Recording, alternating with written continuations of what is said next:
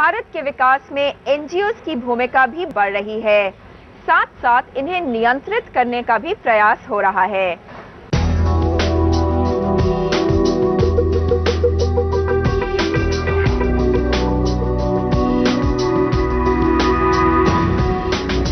भारतीय ग्रामीण विकास में एनजीओज की भागीदारी बढ़ती जा रही है। यही नहीं, शहरों में भी गरीबी उन्मूलन और शिक्षा प्रसार में एनजीओ महत्वपूर्ण भूमिका निभा रहे हैं।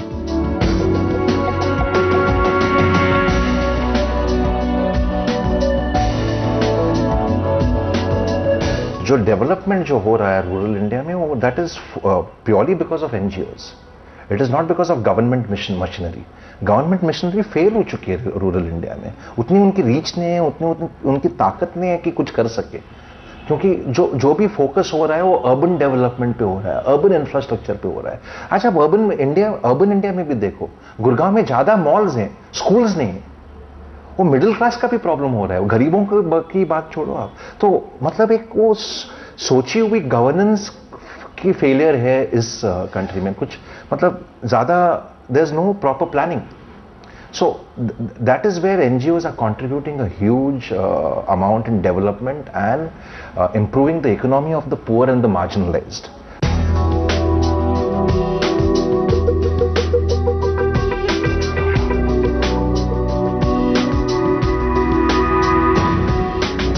एनजीओज के द्वारा किए गए सराहनीय कार्य को देखते हुए मध्य वर्ग के लोग उन्हें डोनेशंस भी दे रहे हैं, लेकिन कई एनजीओज पथ भ्रमित और अपनी कथनी और करनी में अंतर रखने वाले भी दिख रहे हैं।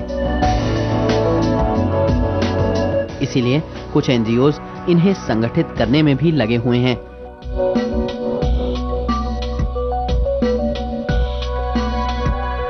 एनजीओज के बगैर जो कम्युनिटी डेवलपमेंट का काम है वो सरकार कर ही नहीं सकती, क्योंकि उतना रीच उनका है नहीं, पेनिट्रेशन है नहीं।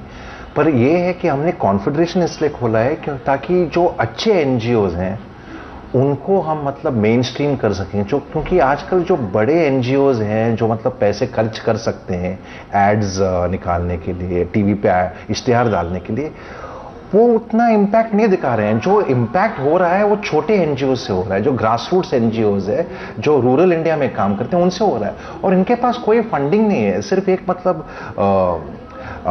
जुनून है, एक डिटर्मिनेशन है कि हम कुछ करें। तो हम ज़्यादातर उन एनजीओज के साथ काम करते हैं जो छोटे ग्रास रूट्स एनजीओज हैं, कम्युनिटी बेस्ड ऑर्गेनाइजेशन हैं, जो हमें दिखा सकते हैं कि हमने कुछ बदलाव किया है कम्युनिटी के लिए।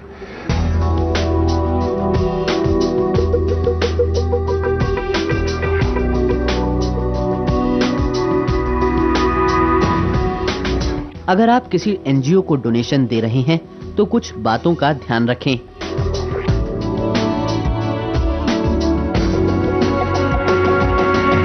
अगर एक ऐसा मतलब हम सिस्टम क्रिएट करें जिसके लिए हम काफ़ी पॉलिसी और इन्फ्लुएंसिंग कर रहे हैं प्लानिंग कमीशन वगैरह के साथ, कि वो होना चाहिए। आज प्लानिंग कमीशन ने अगर रजिस्ट्रेशन शुरू किया एनजीओज का, वो हमारे वजह से है, क्योंकि हमने काफ़ी उसके ऊपर प्रेशर बिल्ड किया था, है ना।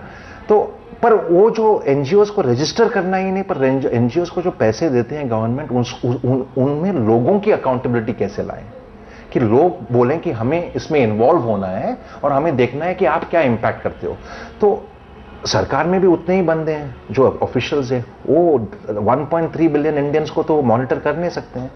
पर मॉनिटर कौन कर सकता है? नागरिक मॉनिटर कर सकते हैं। तो हमारी कोशिश यही है कि नागरिक को जैसे भी हो सके ज़्यादा जागरूक करें कि आपको सिर्फ दान देने से काम नहीं होगा, आपको इसमें इन्वॉल्व होना है, आपको अकाउंटेबिलिटी मांगनी है, तभी ये डेमोक्रेसी चलेगी।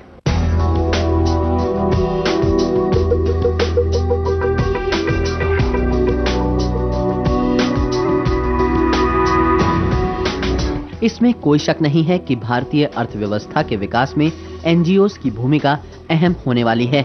ऐसे में एनजीओज को व्यवस्थित करना समय की मांग है।